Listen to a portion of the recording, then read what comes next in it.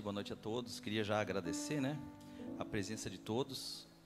Fico extremamente feliz porque um domingo desse chuvoso, né, bem na hora da gente vir para a igreja cair essa chuva e você veio até a casa de Deus. Isso é muito importante. Tem coisas às vezes tão simples que a gente faz, né? Seria coisas assim que a gente pode fazer com tão pouco esforço e eu acredito que deve alegrar muito o coração de Deus. Por que alegra o coração de Deus?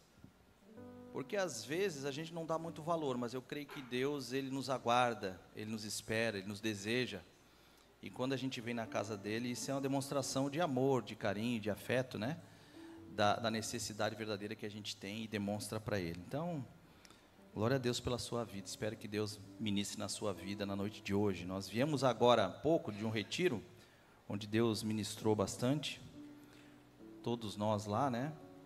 Até eu poderia estar repetindo a minha palavra, que foi onde Deus moveu muito também. Mas vamos continuar a proposta de quarta-feira. Eu quero dar uma introdução, né? Lembrar vocês do que a gente falou na terça-feira. Pastor, que intenção o senhor tem? Como que fica o seu coração, né? Alguns feedbacks depois de pessoas que queriam já me apedrejar depois do culto de quarta. Porque é uma palavra de instrução, e geralmente quando é uma palavra de instrução, e a palavra de Deus é assim, quando instrui, a gente não tem como desviar da instrução e inventar algo para colocar, a gente não pode acrescentar, a gente não deve tirar, trocar uma vírgula, tem que seguir o que o Senhor diz na palavra dEle. Às vezes as pessoas vêm na casa de Deus, escutam e de repente saem chateadas, magoadas, a palavra confrontou muito, mas é a palavra de Deus, irmão. Eu estou aqui obedecendo o chamado de Deus, tentando passar para você da forma mais, de repente, mais simples, mas também mais autêntica que a palavra de Deus mostra para a gente. Como que seria que estaria meu coração? Aí Deus me pega de surpresa lá em 1 Coríntios, capítulo 11, 2 Coríntios, perdão, capítulo 11, eu me sinto assim como Paulo falando aos Coríntios, né? Paulo estava ali tentando defender a tese, né, do apostolado dele. Ele tinha sido chamado para pregar o evangelho, e Paulo, então, ele abriu mão de tudo que ele tinha, inclusive do conhecimento, da sabedoria que ele tinha, né, porque ele era um homem muito estudado, para fazer isso. Depois que o Espírito Santo de Deus visita ele, né, e transforma a vida desse homem, ele começa a fazer isso. E aí, nessa cidade de Coríntios, ele fala algo que se assemelha muito ao meu sentimento, né? Eu não sei se vocês lembram lá no Antigo Testamento, quando o povo diz que vai libertar o povo do Egito, acho que vocês vão lembrar sim, o Senhor diz para que aqueles homens, então, na última praga, passasse sangue nas vergas das portas, vocês lembram? E quando o anjo da morte ia passar naquela cidade, e quem não tivesse o sangue nas vergas das portas da sua casa, então o anjo da morte ia passar e ia matar todo o primogênito, né? Você pensa que numa cidade daquela ali, com muitas pessoas, onde esse aviso estava sendo falado e comentado por todos, porque já tinha antecedido outras muitas pragas, né? Eu creio que não só os hebreus passaram sangue nas vergas das portas, mas alguns egípcios também passaram sangue nas vergas da porta. Né? O que eu fico pensando, irmão, sinceramente, é depois que aconteceu isso e foram libertos, de fato, que começaram a andar pelo deserto e caíram meio que de paraquedas no meio de uma situação de um povo que era chamado por Deus. E agora vai ter que seguir as leis daquele Deus, viver conforme a vontade daquele Deus. Então, às vezes assim acontece com alguns de nós que estamos aqui. Chegamos aqui hoje, essa noite, e já vamos começar a escutar a instrução de Deus.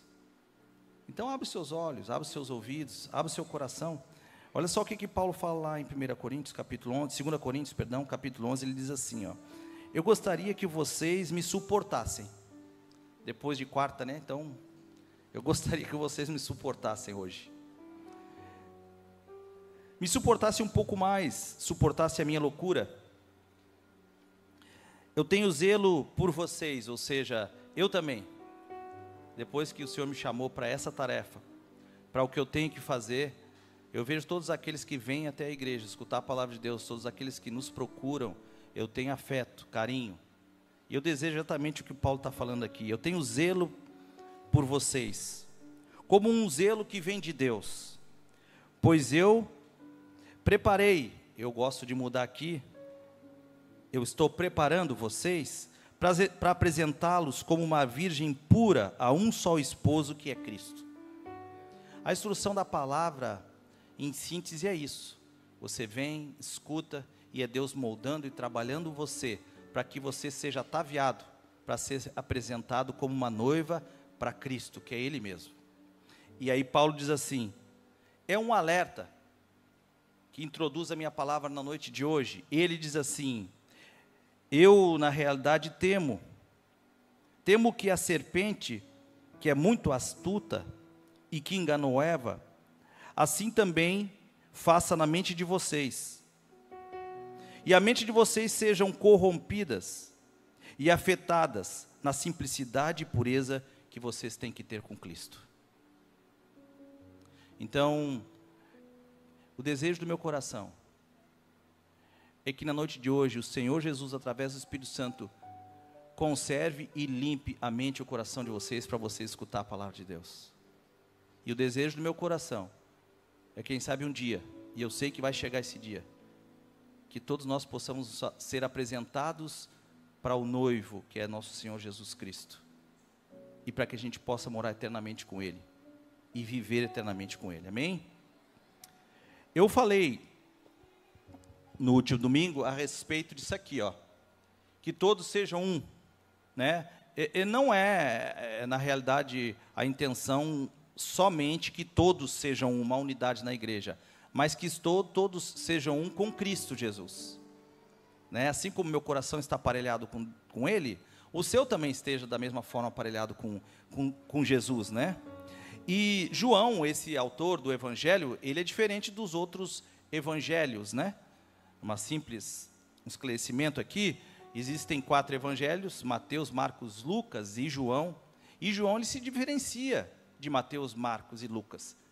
Enquanto Mateus, Marcos e Lucas chama evangelho sinótico, porque eles estão olhando pelo mesmo prisma, e cada um falando conforme a sua perspectiva, do que Jesus fez desde o seu nascimento, João é diferente. João ele vai falar da última semana de Cristo, da paixão de Cristo, do amor de Cristo, o amor de Cristo que supera toda a expectativa da humanidade, e eu acredito que supera a sua expectativa, o amor de Cristo que leva o Deus Todo-Poderoso, o Emanuel que está conosco, se entregar à morte de cruz, para salvar aqueles que o amam, o buscam, o desejam.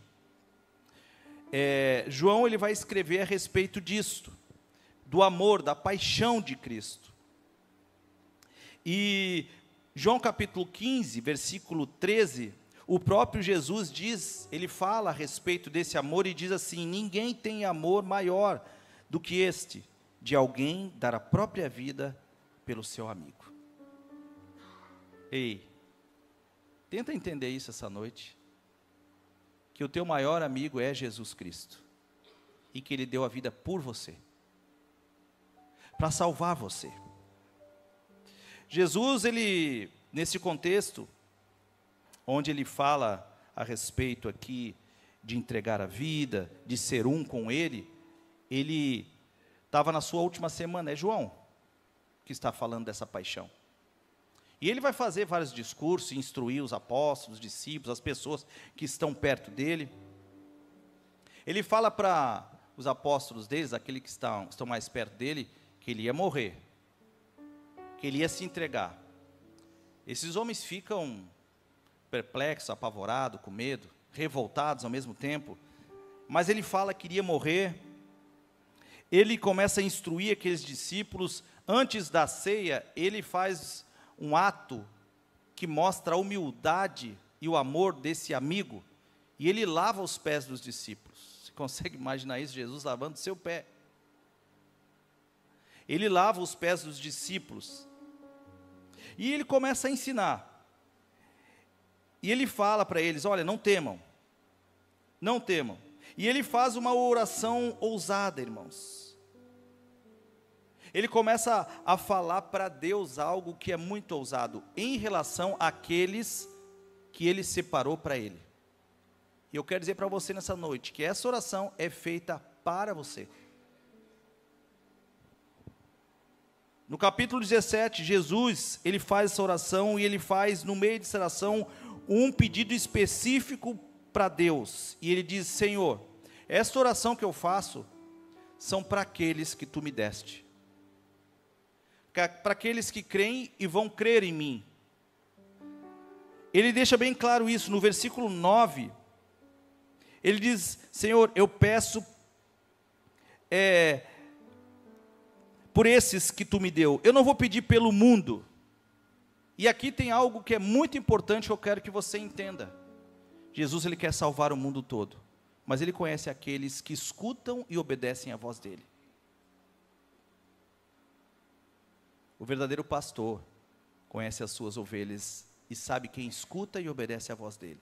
E ele está falando para essas pessoas. E eu creio que se você está aqui, você escutou a voz dele, você veio até aqui, e você é uma ovelha dele. E ele fala: Deus, eu estou falando para essas pessoas que tu me destes. Eu peço para que eles vivam, ele diz assim, nesse mundo, sem que a maldade, o mal, venha atingi-los. Porque é difícil, irmão, a gente ser crente, tentar ter esse coração limpo, e não ser atingido pela maldade. E é por isso eu até creio que muitas pessoas não querem se entregar de fato a Cristo, porque elas querem ter ainda essa segurança da autoproteção, né? De poder definir e dar conta da própria vida, das próprias dificuldades, lutar pelo seu próprio ganho, sua própria vida. Enquanto que a palavra de Deus é desafiadora, porque ela diz que nós temos que entregar a vida a Cristo, depender dele, crer nele. E Jesus diz isso. Ele diz que: Deus, eu peço para que tu venha separá-los. Esses que tu me deu, que não é o mundo todo, separa eles, Senhor. Separa eles na verdade. E eu também quero dizer para você nessa noite, que o que você vai escutar aqui nessa noite, por mais que seja duro, e você vai ter que me aturar, é a verdade de Deus. Às vezes dói, e eu sei que dói, porque a palavra nos confronta. A palavra é aquele instrumento ortodoxo, né? Que faz com que um osso, uma junta, uma medula, ela venha a ser colocada no lugar, né? Sair da sua condição afetada pelo pecado e venha a ser colocada novamente diante de Deus da forma certa. Eu peço, Senhor, que eles sejam um com Deus, assim como eu e tu, Pai, somos um. Essa oração é maravilhosa. Ser um com Deus e com Jesus é ser discípulo. Então, aqueles que se achegam ao Senhor, Deus chama de discípulos. E você, nessa noite, está sendo chamado como um discípulo do Senhor. Aqueles que se achegam a Deus, eles vivem no amor de Deus, diz a palavra de Deus.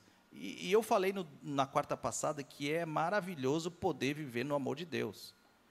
Você, homem que está aqui nessa noite, que tem uma namorada, uma esposa, né, que é amado por essa namorada, por essa esposa. Você, mulher que está aqui também, que tem um marido, que é amada, que ele se dedica, que ele faz tudo por você, é bom demais. Agora imagina você estar no amor de Deus, ele ser esse esposo, essa esposa. Deus que é autor da vida, Deus que é autor do universo, Deus que é o dono do ouro e da prata, Deus que é o Senhor dos exércitos. Não existe maior prazer, não existe maior desejo, eu acho que no coração de uma pessoa, não deveria existir pelo menos, de que está no amor desse Deus, guardado, cercado por esse Deus. E estar no amor de Deus, aí começa então a pessoa ser atraída por ele, vem para a igreja e segue os conceitos, os preceitos, as ordenanças do próprio Jesus. E uma delas, eu falei na quarta-feira aqui, é a pessoa começar a congregar e batizar. Arrependimento de pecado, a pessoa vai lá, entra nas águas, tem todo o simbolismo, e aí você pode dizer: agora eu sou crente. E eu posso dizer para você, se Deus salvou você, atraiu você, você é crente, glória a Deus. mas não basta.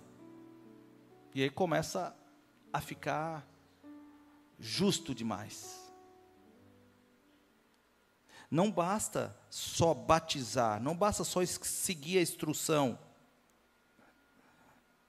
Não basta só obedecer os pastores e as normas que a igreja tem. A palavra de Deus diz que o próprio Jesus diz assim, no Ide, lá em Mateus capítulo 28, versículos 19 e 20, e diz assim, Ide, pregai o meu evangelho, batize as pessoas, ensinando tudo o que eu vos tenho dito.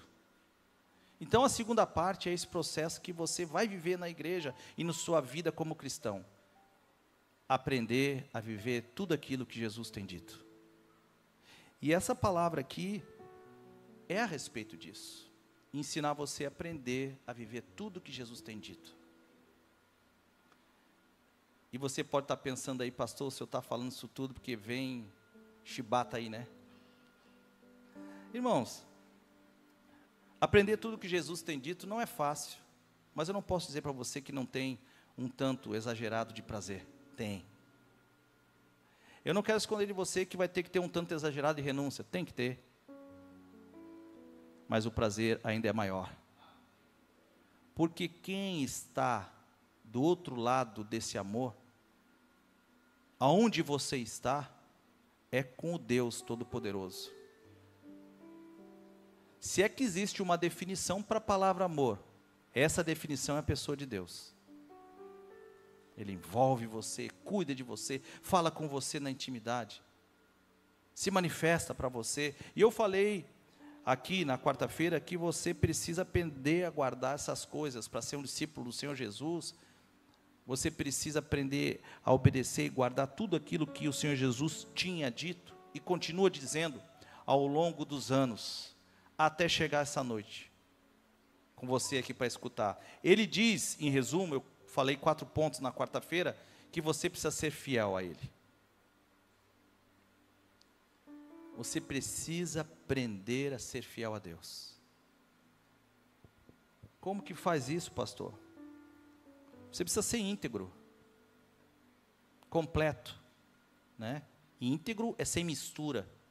Então você, ao chegar na presença de Deus e começar a seguir o Senhor Jesus, você tem que começar a ser peneirado e tirar toda a mistura. Mistura do quê? Do velho homem, do mundo, dessa sociedade caída, corrompida, os costumes malignos, mundanos, que tem aparência de coisas que dão prazer, e às vezes até dão certo prazer, mas leva você para a depressão.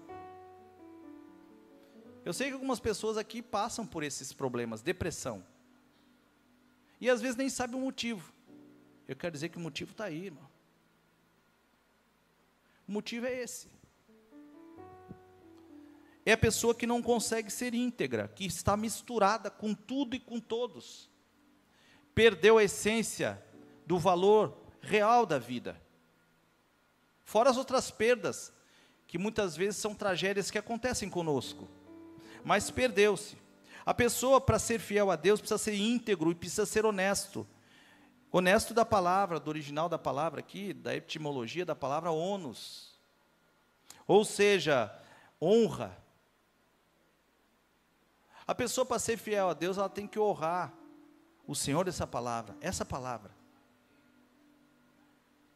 Eu quero falar mais um pouco a respeito disso na noite de hoje. Como você faz para, de repente, honrar essa palavra, viver essa palavra. A pessoa tem que ser também, aliás, tem que deixar de ser imoral. Eu falei isso na quarta-feira. Aí eu fui buscar alguns sinônimos da palavra imoral, que de repente é bom para a gente escutar, né? Imoral parece que agride demais. Mas imoral é a pessoa que é obscena, indecente. A pessoa que é pervertida. A pessoa que pratica coisas vergonhosas. A pessoa que vive situações depravadas. Aquele homem, aquela mulher que é libertino, libertina. O despudorado.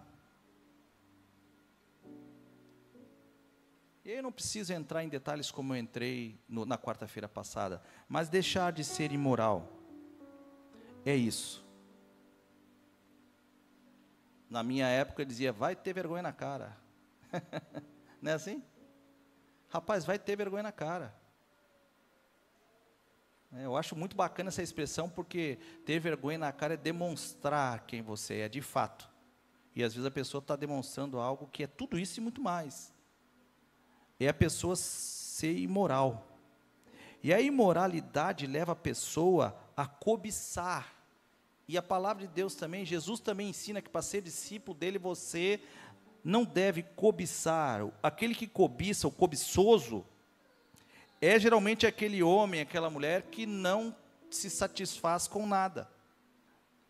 Ele não só apenas sonha, porque é lícito você sonhar, você desejar. Além daquilo tudo que ele conquista, ele deseja o que é do outro. Ele maquina obter o que não é seu. Então a pessoa não deve ser esse homem, essa mulher ingrata, esse homem, essa mulher que cobiça, esse homem, essa mulher que não demonstra ser grato e feliz pelo que Deus dá. Eu acho que uma das piores desgraças da vida de um ser humano é isso aqui, irmãos, é a pessoa não ter prazer com aquilo que tem. É terrível. É terrível. Mas o que Jesus ensina é isso: ser fiel a Deus, não ser imoral, não ser cobiçoso, né, não cobiçar, aprender a depender dEle. Quantos aqui já aprenderam a depender de Deus? É difícil, né? As mãos bem aí. Porque é difícil, eu sei que é difícil. Tem tanta coisa que a gente tem que fazer, tantas coisas que nós temos que honrar, né? Tantos compromissos. Depender de Deus nos dias de hoje, com tantas pessoas dizendo que é tão fácil, né? A gente se moldar e superar a expectativa e ganhar as coisas com o nosso braço forte, com capacidade. Então, depender de Deus é contramão do sistema social, de tudo aquilo que tem para a gente. Mas a palavra de Deus diz que a gente tem que aprender a depender dEle. É desafiador. E o que eu falei na quarta-feira é o seguinte, que Deus fala para a igreja dEle. Você tem que aprender com eu te basto. Irmão, se você soubesse quem é que está aqui, que está escutando você pedir água viva, você entenderia isso. Aquela mulher da Samaria, ela entendeu isso. Ele disse para ela isso. Ele pediu água para ela. Ele atraiu ela. Ele falou com ela. Ninguém falava com ela porque judeu não falava com samaritano, homem não falava com mulher, muito menos samaritana. E ele pediu água para ela. E ela se queixou. E ele falou: mulher, se tu soubesse quem está te pedindo água, tu que pediria água para ele. Porque dentro de mim tem um rio de água viva. Deus te basta, irmão. Tem tudo o que tu precisa, tudo. Tem mais do que tu pensou que seria bom para você. Deus tem tudo. E continuando, o que Jesus então pediu para que a gente guardasse? Ele pediu para que você em tudo glorificasse a Deus. Ser grato e ter essa atitude de glorificar a Deus, irmãos, é algo muito nobre. Glorificar a Deus é resultado de um coração, como eu falei lá na quarta-feira, de carne. Não é só um glória a Deus, graças a Deus, né? Não é só essas frases assim que nós já estamos acostumados a dizer, não. É ter contentamento, satisfação. Não somente com aquilo que Ele nos dá, mas com Ele que está nos dando. Nós temos que aprender a glorificá-lo o tempo todo. Em 1 Tessalonicenses capítulo 5, nos mostra aqui como que nós devemos fazer para demonstrar essa gratidão e glorificar a Deus. E a primeira coisa, nós devemos ser piedosos. Ter piedade, ou seja, não pagar o mal com o mal. Não retribuir o pouco com menos ainda.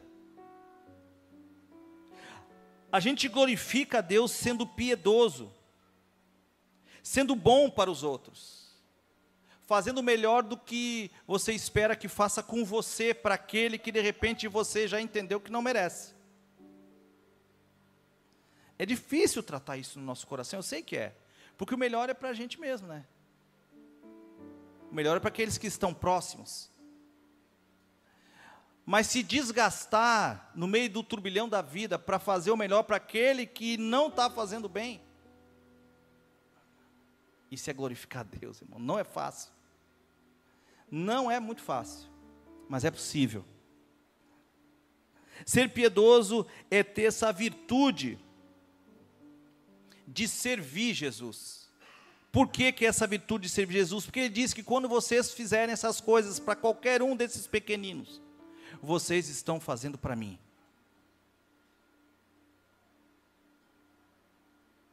Eita, imagina, quando você receber uma pessoa na sua casa, receba com alegria, faça o melhor, porque às vezes você está recebendo um anjo e não se deu conta.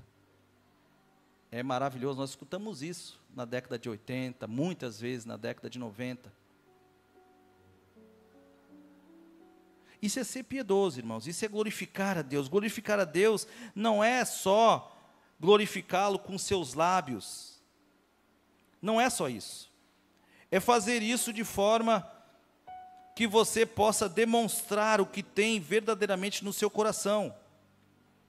A palavra lá no versículo 16 de 1 Tessalonicenses diz: sejam sempre alegres, porque tem gente que é piedoso, tem gente que glorifica a Deus de cara amarrada. Aí é o fim da picada, né, irmão? Não dá. Então alegre-se quando Deus te der essa grata oportunidade de fazer o bem. Faça com alegria. Eu falei um pouco também a respeito de dízimos e ofertas e contribuição na casa de Deus, na semana passada. Por isso que muitas vezes a gente fala assim, faça com o seu coração liberal, faça de forma que você possa expressar alegria. Quantas vezes você, de repente, separou algo para dar para alguém? E fez isso com alegria? Ou você é daqueles que tem costume de separar alguém para glorificar a Deus, para dar o que não presta, o que é resto? Poxa, isso é terrível também, irmão. Mas glorificar a Deus em tudo aqui é servir o Senhor Jesus. Neemias capítulo 8, versículo 10, lá no finalzinho diz: a alegria do Senhor é a nossa força. Quando a gente glorifica a Deus de forma alegre, irmãos, a gente demonstra força. E é lindo isso. É um testemunho maravilhoso isso. É bênção de Deus isso. No versículo 18 diz: em tudo deem graça, porque essa é a vontade de Deus para vocês, em Cristo Jesus. Então, para que você seja um com Deus, você precisa aprender a glorificar o Senhor Jesus em tudo. Comece a praticar isso. Você precisa também se desfazer, se despir, abrir mão de toda a hipocrisia, deixar de ser hipócrita. Jesus trabalhou muito esse tema, e trabalhou com os religiosos da época. Trabalhou dentro da sinagoga, trabalhou com os doutores da lei, com aqueles que colocavam fardos pesados nos ombros das pessoas, mas eles mesmos não carregavam esse peso. Então a hipocrisia é isso, é ser fingido, ser falso, dissimulado, mentiroso, ardiloso. Ter essa capa religiosa, muitas vezes, porque você congrega, faz parte do ministério, mas na sua intimidade, nas quatro paredes, você não é nada disso que você muitas vezes aponta para aquele que não conhece Jesus. Então, abrir mão da hipocrisia, deixar de ser mentiroso. Mentiroso é aquele que induz as pessoas a crer em coisas que não são reais. Ardiloso, aquele que se utiliza da sua expertise para ter proveito para ganhar vantagem das pessoas de forma ilegal, imoral. Hipócrita é aquela pessoa que condena os outros, mas faz igual, irmão. Aí a palavra de Deus tem algo muito justo para isso. Como é que tu está querendo arrancar o cisco do olho do teu irmão, tendo uma trava nos teus olhos? E a palavra de Deus, ela vai ajustando, guia de cego, sepulcro cariado, pintado de branco, cal, né? Você viu como eles fazem? Aparência bonita, branca, limpa, podre por dentro. Hipócritas, vocês não herdarão o reino do céu. Para ser um com o Senhor Jesus, você tem que abrir mão da hipocrisia. 1 Pedro capítulo 5, versículo 8, diz assim: sejam sábios e vigilantes. O inimigo de vocês, o diabo, anda ao derredor de vocês como um leão que ruge, procurando alguém para devorar. Se submeta à vontade de Deus. Aprenda a ser um com Jesus. Seja sábio. Porque para aquele que aceita o Senhor Jesus como Senhor Salvador, para aquele que Ele fez essa oração, como eu disse no início, querendo alertar e ensinar as coisas que Ele falou ao longo dos anos, até chegar até você hoje, Ele também alerta: existe um mundo espiritual onde tem demônios em volta de você, querendo levar você para o abismo e para o inferno, para a morte, para o desespero, para a prisão, para a tortura física, mental e emocional, arrancar a sua vida, a sua alegria, o seu prazer. E esse Deus que fala para você nessa noite, que está dizendo como que deve ser para ser um com Ele, Ele quer te dar liberdade e vida eterna. Então você precisa deixar a hipocrisia de lado. Não seja hipócrita. E antes que você fale para mim que você está ajudando a corrigir outra pessoa, corrija-se. Conserte-se. Arrependa-se. Não seja hipócrita. Então, você não deve ser imoral, você não deve ser hipócrita. E seja responsável também, tenha brio. Seja um homem, uma mulher de valor. Eu não sei qual o conceito hoje exatamente, porque eu não listei aqui, mas eu acho que vocês, na mente de vocês, vão poder lembrar agora o conceito de honra. Porque hoje tem tanto conceito aí que diz que é conceito de honra, né? Mas nós temos que voltar para o passado, realmente ter a honra dos nossos antepassados, pais, avós, né? Onde se fazia um negócio no fio do bigode. Onde dizia sim, era sim. Onde dizia não, era não. Né, Raquel? Não é assim lá? Vendia lá um terreno por um boi, né? E está vendido, é teu. Hoje em dia a pessoa vende uma propriedade, vai no cartório e o cara não quer passar, ele já pagou dinheiro e não quer passar, ele diz que é só a metade. Não se tem mais palavra, irmão. Que a palavra de você seja sim, sim, não, não. Em Mateus 5:37. O que passar disso é do maligno. E o que eu tenho para dizer em relação a esse ponto? Irmão, seja comprometido com o que você diz que vai ser, que vai fazer. Honre aquilo que você diz que vai fazer.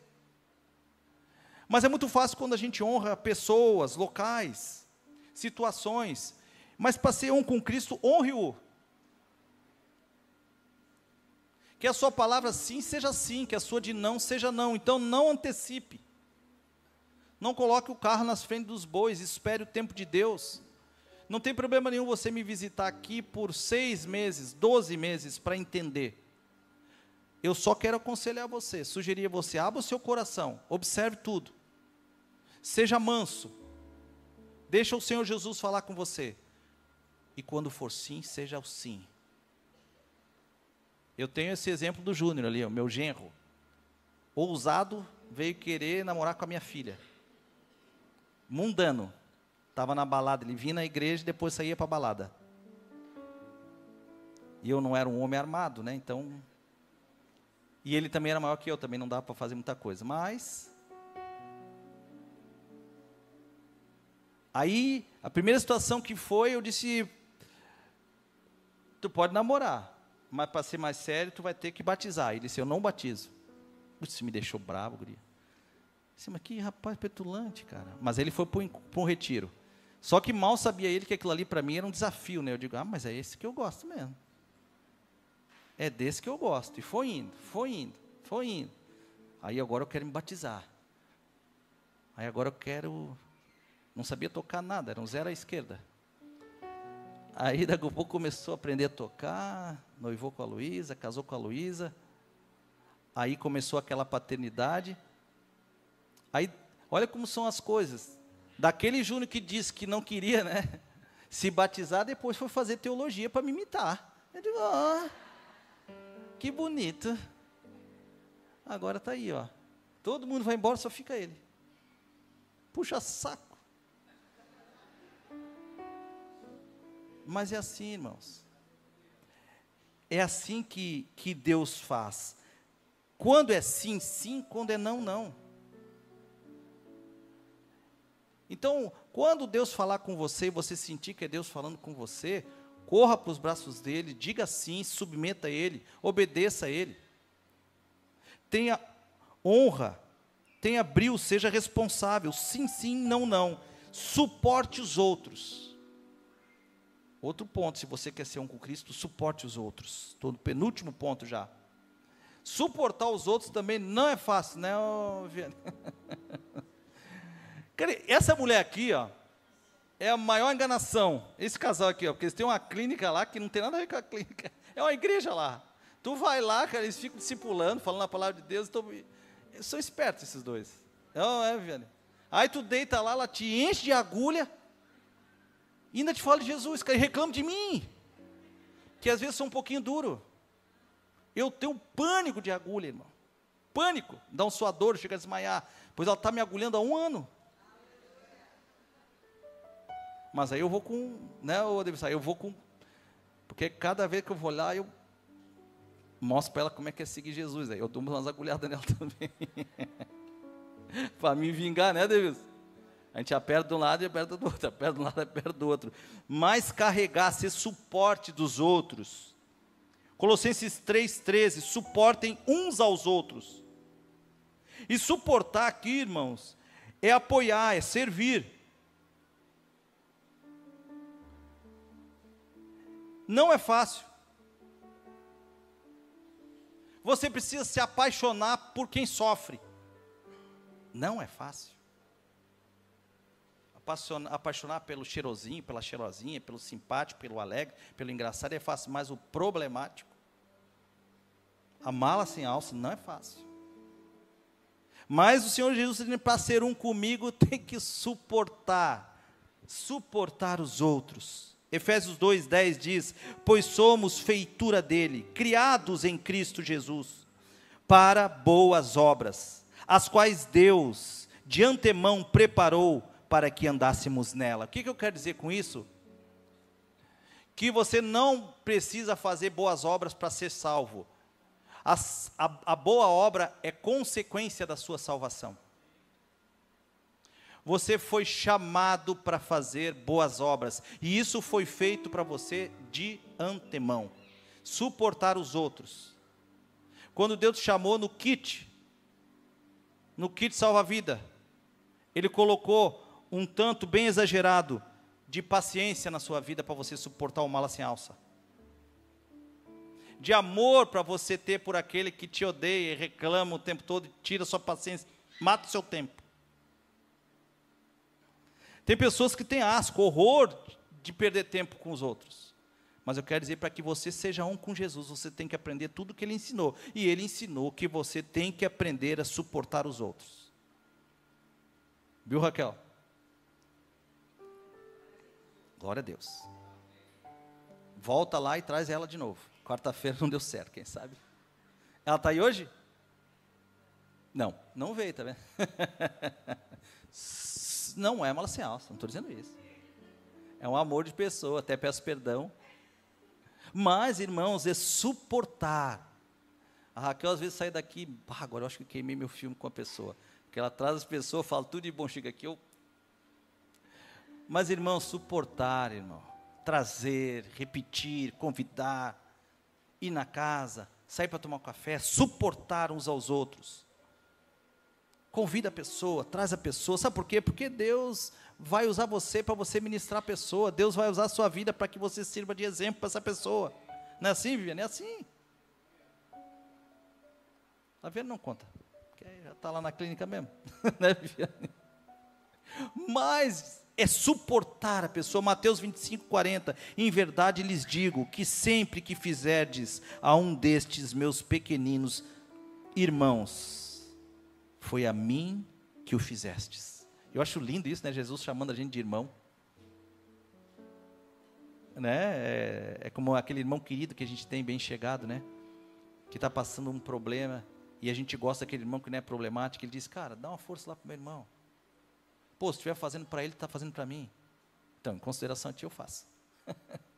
Então, em consideração aquele que está te pedindo, faça. Suporte aos outros. E o último ponto aqui. Esse eu acho que é o mais difícil. Com certeza é o mais difícil. Aprenda a perdoar. Difícil, não é difícil? Quem acha difícil aprender a perdoar? Se você não levantou o braço, é porque você não foi golpeado pelas costas ainda. Não é verdade? Você não foi traído ainda. Porque a pior traição não é daqueles que você não conhece e não tem nenhum vínculo de intimidade. A pior traição é daquele que você aposta toda a sua ficha. Dedica todo o seu tempo. Magali está rindo ali. Ah, é da Luísa. A minha família é uma piada. Mas é assim, gente. É ser traído, ser esfaqueado por aquele que você ama. Porque dói. Não é verdade? Quando a facada é bem dada, né? Dói. Eu fico imaginando, a gente às vezes conversa coisas trágicas assim, aí tem uns dizendo, cruz, Deus que me perdoe, morrer queimado jamais, mas morrer esfaqueado é difícil. Hein? É difícil. Porque a facada, irmãos, quando não é mortal e é difícil ser mortal, tem gente aqui que sabe como é que funciona isso, porque não vive esfaqueando o outro, não. Trabalha na segurança pública e numa forma bem específica e singular, então deve saber. Então, não é fácil matar uma pessoa com uma facada. Existem técnicas para isso. Mas, geralmente, a pessoa fica angustiando por tempo. Essa é a dor daquele que é traído. Agora, você imagina você angustiando essa dor, ter que perdoar ainda quem te esfaqueou. Não é fácil, irmãos. Colossenses 13, a parte B, perdoem-se mutuamente. E se você é um cristão e foi ferido, eu quero deixar uma sugestão para você, para ser com Cristo, irmão, tome a iniciativa de se dirigir até a pessoa e perdoá-la, mesmo que você não tenha sido culpado. Perdoe. A falta de perdão, eu anotei aqui, ela aprisiona a alma do ser humano, os seus melhores sentimentos e seus sentimentos vitais. Aquilo que é a pérola preciosa do seu emocional fica aprisionado quando você não perdoa. E às vezes o fato da traição já passou-se há muito tempo. E a gente coloca trancado debaixo do tapete, guardado num cofre, escondido debaixo do porão, fechado a 7 chaves. Mas de vez em quando aquela dor volta. Porque não perdoou. Então, se você tem algo que você precisa perdoar, faça isso, perdoe, abandona. Abandono é difícil, né? Abandono é muito difícil. Mas o difícil não é o fato do abandono, é a dor que gera isso. Perdoe. A falta de perdão, ela traz doenças, tanto para a alma quanto para o corpo. A sua alma fica abatida, seu semblante fica caído, você começa a se arrastar, começa a aparecer sinais no seu corpo físico. Então, o Senhor Jesus, Ele está dizendo, aquele que quer ser um comigo, precisa estar limpo, curado, sarado, perdoe. Perdoe. A falta de perdão, ela traz a privação da prosperidade. A pessoa que tem algo dentro de si, que está afetando ela, e ela não consegue liberar o perdão, ela não consegue avançar e prosperar, irmão. Ela fica naquele redemoinho vivo. vivendo do passado, vivendo da situação, vivendo do problema. E é difícil, irmãos. Eu e minha esposa fomos assaltados há muitos anos atrás. Bateram na minha esposa, bateram em mim, roubaram tudo. Aquilo trouxe sequelas. Foi algo devastador, difícil. Mas uma noite que eu estava na igreja, orando a Deus, Deus me trouxe a lembrança daquele fato que eu tinha escondido, tinha virado aquela página, tinha jogado num calabouço, tinha me livrado aparentemente, e vem a minha tona, mas não vem porque o Satanás queria trazer para me moer, mas vem porque Deus permitiu. E Deus diz assim: perdoa, manda esse cara embora da tua vida. E eu orei, perdoei, irmãos, e acabou. Lembro, dói, não mais. Então perdoe. A falta de perdão faz com que você não avance, não seja próspero. A falta de perdão, ela faz você se sentir torturado, é um algoz na sua vida. Aquele que bate em você, aquele que fere você, aquele que tira o seu humor e faz com que você fique uma semana, né? Tem homem que é assim, que às vezes fala comigo, eu também sou assim, né? Me acordo do nada ruim. Aí nada presta, já viu? Quem é assim? Qual homem que é assim? Só eu? Pô, então me perdoa bem. Ô, ajuda aí, gente, pelo amor de Deus, ninguém faz isso. Aí, ó, tem gente que é assim, acorda do nada. Do nada, aí o homem entra para a caverna. Então, esse é um sentimento que às vezes vem no coração do homem, e que é muito parecido com a falta de prisão, porque aprisiona, escraviza, maltrata a gente. Quem não perdoa é refém das ofensas daquele que lhe ofendeu. Quem não perdoa se torna amargo, ressentido. E os sintomas daqueles que não perdoam, o abandono, a traição e tantas outras coisas que feriu de forma aguda. Os sintomas é muitas vezes a depressão. Aí essa lista a Viana deve conhecer, porque deve chegar isso e mais, né? Lá. Mas aquele que não perdoa muitas vezes acaba gerando dentro de si uma depressão. Entra para um quarto escuro, onde nada tem mais graça, onde nada mais tem valor, onde não tem mais ânimo de nada. Não sabe o motivo, acha que deve ser algum motivo que o sistema imunológico baixou, precisa tomar o remédio, entra para o remédio, vira dependente do remédio. Para sair do remédio depois é outra tortura. Então, irmãos, é uma avalanche de desgraça e de coisa que ninguém quer viver. Mas isso às vezes é por causa da falta de perdão, um ato que parece ser simples. Algo que você deve verbalizar e arrancar do seu coração, mas não é tão simples assim. A falta de perdão está depressão. A falta de perdão, Yuri, traz dores musculares. Traz ou não traz, Yuri? Fala alto que eu não escutei. Muitas. O Yuri, ele tem umas ventosas lá do capeta que ele bota na gente. E se o Yuri te chamar para te desligar, não vai. Ele tem um pauzinho lá, gente, que ele fica passando no cara, que dói, cara. Dói ou não dói, ô Cláudia? A Cláudia não vai falar, é claro. Mas dói, gente. E o Yuri sabe, né, Yuri? Porque tem muitas vezes que a pessoa chega lá toda travada. E a falta de perdão traz dores musculares. A pessoa fica tensa. A falta de perdão, quando não é algo comum e já diagnosticado na vida de uma pessoa, ela traz hipertensão, pressão alta. Sabe? Do nada a pessoa daqui a pouco está estourando na pressão. E aí vai no médico, não tem nada. E não tem um diagnóstico. Mas ele tem picos de pressão, falta de perdão. Isso aqui são todas doenças psicossomáticas, né? A falta de perdão traz reações alérgicas. Brota tudo na pessoa, tudo aquilo que tu está desejando fazer com a pessoa para te vingar, vem para a tua pele. Aí é verruga, é sinal, é brotoeja, é a porcariada que vem na pele que não tem creme que tire. Pode amarrar fitinha, fazer benzidura, que não sai, irmão. Falta de perdão. A falta de perdão, ela desencadeia enxaqueca, dor de cabeça que não tem fim. Por quê? Claro, você está com aquela pessoa escravizada na sua mente. Você tenta botar para o lado, tenta botar para outra, a pessoa volta, tenta botar para o lado, a pessoa volta, para outra, a pessoa volta. E aquilo vai te tirando a paz e vai te dando enxaquecas, dores crônicas na cabeça, dores no corpo e até câncer. E como que a gente faz para perdoar? Eu tenho aqui, eu acho que 3 ou 4 pontos que eu quero falar rapidinho para encerrar. Você tem que aprender a perdoar. Procure entender de alguma forma quem te feriu.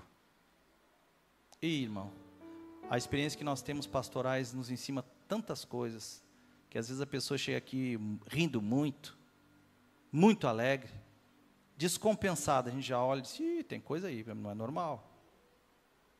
Não é o Bozo. Como é que está desse jeito? Né? Porque é normal a pessoa rir. É normal a pessoa ser alegre, mas às vezes a pessoa usa de um subterfúgio para poder esconder aquilo que está maltratando ela. Então você tem que procurar entender quem te fez mal, de alguma forma.